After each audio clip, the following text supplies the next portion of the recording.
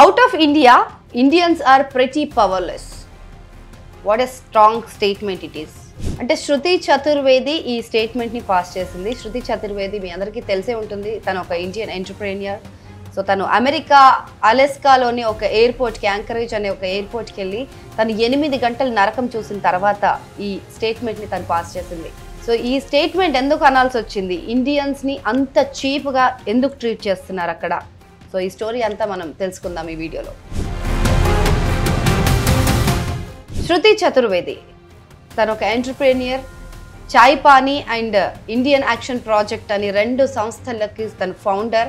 ఎంతో మందికి తను ఎంప్లాయ్మెంట్ కల్పిస్తూ లక్షలాది మందికి, రూరల్ పీపుల్కి మేజర్గా హెల్ప్ చేస్తూ తను ఒక బిజినెస్ ఉమెన్గా ఎదుగుతోంది. సో అలాంటి ఒక మంచి పొజిషన్లో ఉన్న అమ్మాయిని తను ఒక వెకేషన్కి వెళ్ళడం వల్ల అలస్కాలోని యాంకరేజ్ అనే ఒక ఎయిర్పోర్ట్లో తన ఫ్రెండ్తో కలిసి తను ఎక్కడికో ట్రావెల్ చేయడానికి వెళ్ళింది.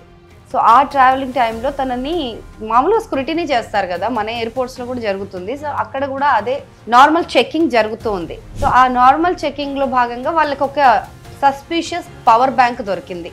అంటే పవర్ బ్యాంక్ వాళ్ళకి డౌట్ అనిపించింది. సో ఇది ఏంటో తేడాగా ఉంది అని అనిపించింది. ఫోన్కి ఛార్జింగ్ పెట్టుకోవడానికి వాడతాం కదా ఆ పవర్ బ్యాంక్. సరే ఓకే, వాళ్ళ డౌట్ ఉంటే నిజంగా పోలీసులు అండ్ FBI అధికారులు కూడా ఉన్నారు అక్కడ, ఫెడరల్ బ్యూరో ఆఫ్ ఇన్వెస్టిగేషన్ అధికారులు. సో వాళ్ళంతా కూడా ఈ డౌట్ వచ్చిన ఈ అమ్మాయిని శృతి చతుర్వేదిని తీసుకెళ్ళి అడ్డమైన క్వశ్చన్స్ అన్నీ వేశారు.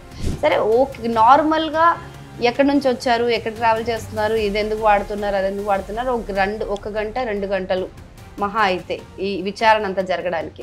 బట్ 8 గంటలు తనని నిర్బంధించి ఒక ఏసీ రూమ్లో, అది చాలా చల్లనైన ప్లేస్ అలస్కా అనేది.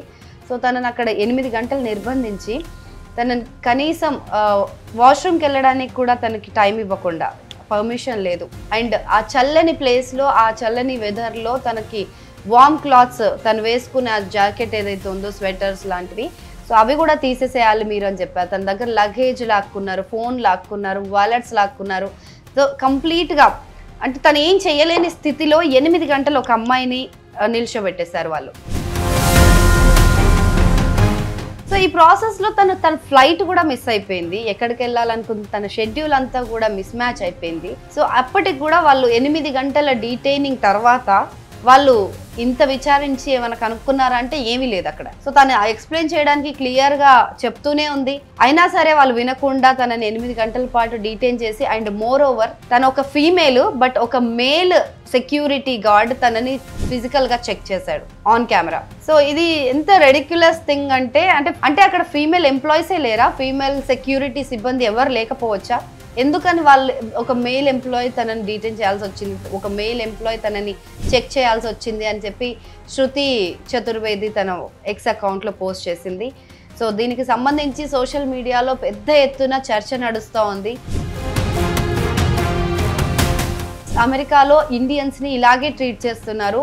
శృతి చతుర్వేది ఒక చాలా పెద్ద ఎంటర్ప్రెన్యూర్. అహ్మదాబాద్, గుజరాత్లో తను MCJ చేసి తను ఒక మంచి ఎంటర్ప్రెన్యూర్గా, ఒక మంచి సక్సెస్ఫుల్ పొజిషన్లో ఉన్నారు. సో ఆవిడ చాలా చక్కగా ఇంగ్లీష్ మాట్లాడగలుగుతారు, చాలా చక్కగా తను ఎక్స్ప్లెయిన్ చేయగలుగుతారు.